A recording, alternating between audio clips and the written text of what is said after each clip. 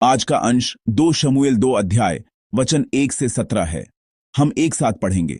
इसके बाद दाऊद ने यहोवा से पूछा, क्या मैं यहूदा प्रदेश के किसी नगर में जाऊं? यहोवा ने उससे कहा, हां, जा। दाऊद ने फिर पूछा, किस नगर में जाऊं? उसने कहा, हेब्रोन में। तब दाऊद यिज्रेली अहीनोआम और कर्मेली नाबाल की स्त्री अबीगैल नामक अपनी दोनों पत्नियों समेत वहां गया। दाऊद अपने साथियों को भी एक एक के घराने समेत वहां ले गया और वे हेब्रोन के गांवों में रहने लगे।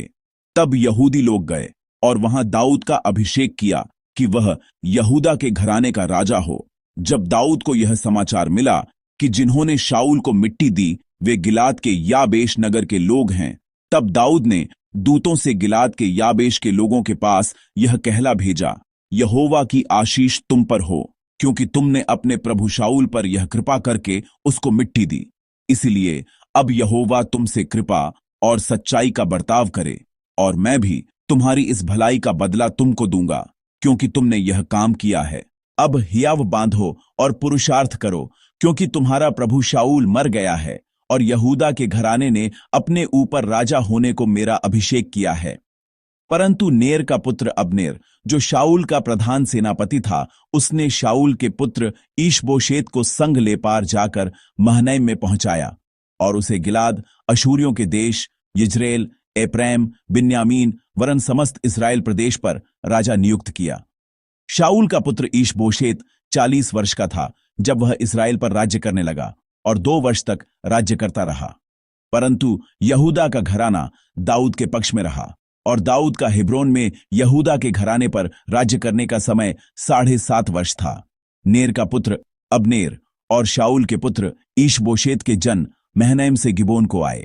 तब सरूयाह का पुत्र योआब और दाऊद के जन हेब्रोन से निकलकर उनसे गिबोन के पोखरे के पास मिले और दोनों दल उस पोखरे के एक एक ओर बैठ गए।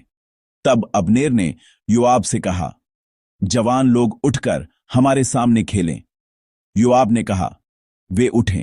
तब वे उठे और बिन्यामीन अर्थात शाऊल के पुत्र ईशबोशेत के पक्ष के लिए 12 जन गिनकर निकले और दाऊद के जनों में से भी 12 निकले, और उन्होंने एक दूसरे का सिर पकड़कर अपनी अपनी तलवार एक दूसरे के पांजर में भोंक दी और वे एक ही संग मरे। इससे उस स्थान का नाम हेलकथस्सूरीम पड़ा, वह गिबोन में है। उस दिन बड़ा घोर युद्ध हुआ और अब्नेर और इस्राएल के पुरुष दाऊद के जनों से हार गए। आमीन। आज की इस सुबह मैं प्रभु के नाम से प्रार्थना करता हूं कि यह सुबह परमेश्वर की कृपा से भरपूर हो।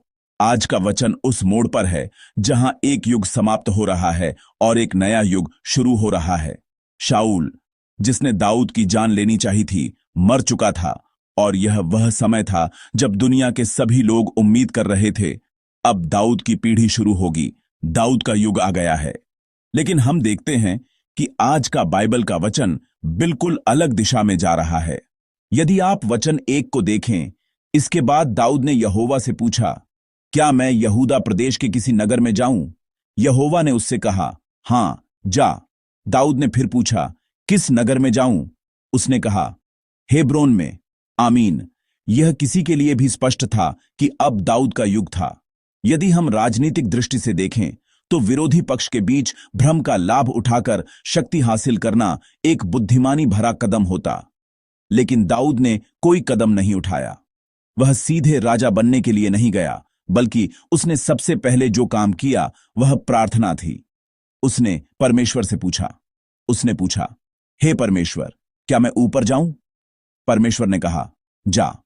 फिर दाऊद ने एक बार और पूछा, मुझे कहां जाना चाहिए? दाऊद ऐसा व्यक्ति नहीं था जो सिर्फ एक बार पूछता हो।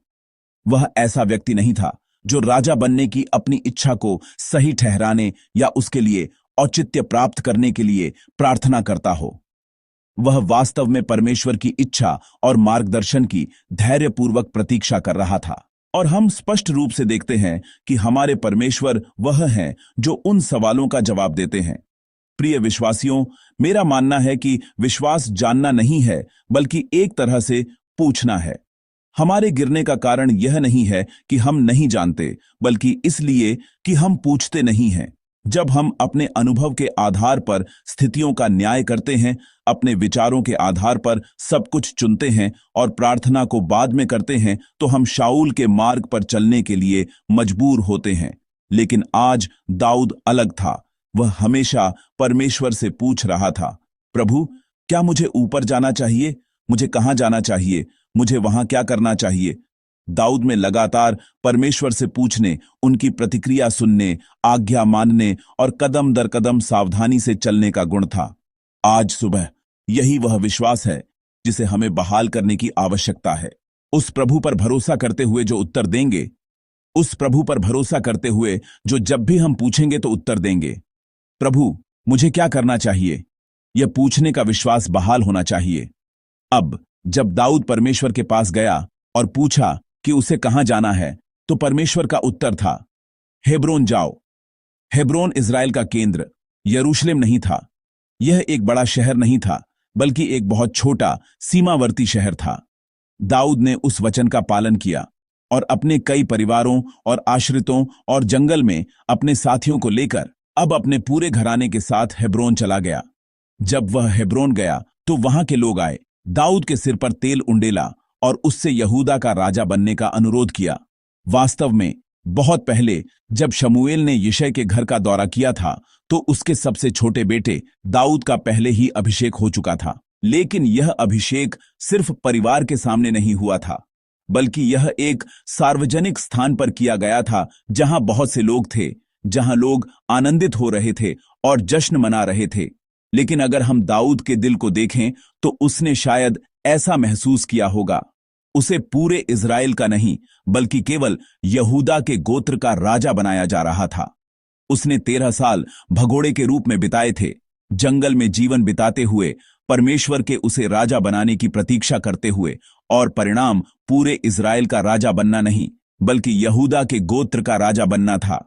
मनुष्य की दृष्टि से यह निराशाजनक होता, लेकिन परमेश्वर ने कहा था कि वह इस छोटे से हेब्रोन से अपना काम शुरू करेंगे। ऐसा लगता है कि दाऊद के लिए जो महत्वपूर्ण था वह शहर का आकार नहीं था, बल्कि क्या परमेश्वर मेरे साथ है। हेब्रोन नाम का अर्थ है संघ या संगति। इससे पहले कि परमेश्वर दाऊद को राजा के सिंहासन पर भेजते, इससे पहले कि वह उसे पूरे इज़राइल पर शासन करने के लिए राजा के स्थान पर भेजते, उन्होंने उसे पहले परमेश्वर के साथ गहरे संबंध के स्थान पर भेजा और उसे लोगों के साथ जुड़ने के लिए एकता के स्थान पर भेजा। प्रिय विश्वासियों, कभी कभी जिस स्थान पर हम अभी हैं वह छोटा लग सकता है। मैंने परमेश्वर को इतना दिया है, लेकिन क्या परमेश्वर मुझे केवल इतना ही देते हैं? यह बहुत छोटा लग सकता है। कभी कभी यह धीमा और बहुत अपर्याप्त लग सकता है। लेकिन अगर यह हेब्रोन है जहां परमेश्वर आपके साथ हैं, अगर यह एक छोटी सी जगह है जहां परमेश्वर आपके साथ हैं, तो यह एक ऐसी जगह होगी जहां परमेश्वर आपको बड़े सपनों के लिए प्रशिक्षित कर रहे हैं। परमेश्वर इसे असफलता का सबूत नहीं बल्कि तैयारी का स्थान बनाएंगे। अब दाऊद कई लोगों के समर्थन से यहूदा का राजा बन जाता है, लेकिन सब कुछ सुचारू रूप से नहीं चला। ऐसे लोग थे जो अभी भी शाऊल का अनुसरण और समर्थन करते थे, और ऐसे लोग थे जिन्होंने दाऊद को राजा के रूप में स्वीकार करने का विरोध किया। आइए हम आज के वचन के पद 4 और 5 को एक साथ पढ़ें। आइए एक साथ पढ़ें। तब यहूदी लोग गए और वहां दाऊद का अभिषेक किया कि वह यहूदा के घराने का राजा हो। जब दाऊद को यह समाचार मिला कि जिन्होंने शाऊल को मिट्टी दी वे गिलाद के याबेश नगर के लोग हैं, तब दाऊद ने दूतों से गिलाद के याबेश के लोगों के पास यह कहला भेजा, यहोवा की आशीष तुम पर हो, क्योंकि तुमने अपने प्रभु शाऊल पर यह कृपा करके उसको मिट्टी दी। आमीन। दाऊद के विरोधी 2 समूह थे। पहला था गिलाद याबेश के लोग। उन्होंने दाऊद के राजत्व को इसलिए स्वीकार नहीं किया क्योंकि उन्हें याद था कि जब गिलाद याबेश के लोगों पर अम्मोनी लोगों ने हमला किया और वे पीड़ित थे, तो शाऊल ने सेना का नेतृत्व किया था और उन्हें अम्मोनियों के उत्पीड़न से बचाया था। इस घटना के बाद जब शाऊल गिलबो पर्वत पर युद्ध में मारा गया, तो उसके अंतिम संस्कार के लिए आने वाले एकमात्र लोग भी गिलाद याबेश के यही लोग थे। दाऊद, जो गिलाद याबेश के लोगों और शाऊल के बीच के विशेष बंधन को जानता था, ने उन्हें जबरदस्ती दबाने की कोशिश नहीं की। बल्कि उसने उनके दिलों को शांत किया, उन्हें सांत्वना दी और सही समय का इंतजार किया।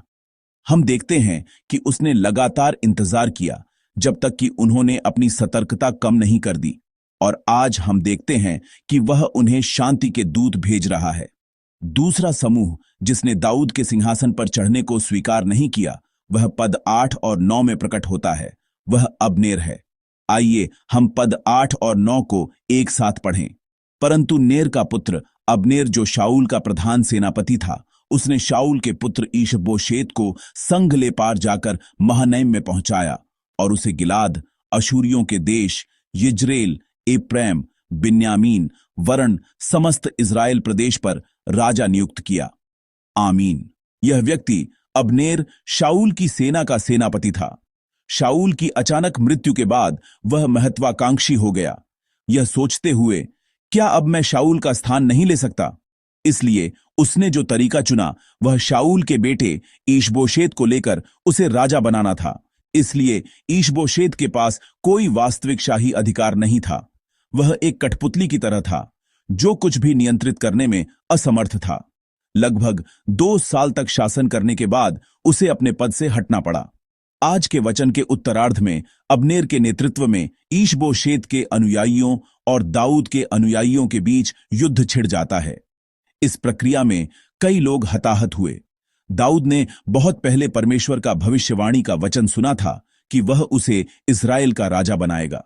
उस भविष्यवाणी को प्राप्त करने के बाद उसे लंबे समय तक शाऊल से भागना पड़ा और उसे एक पागल की तरह व्यवहार करते हुए एक विदेशी भूमि में रहना पड़ा।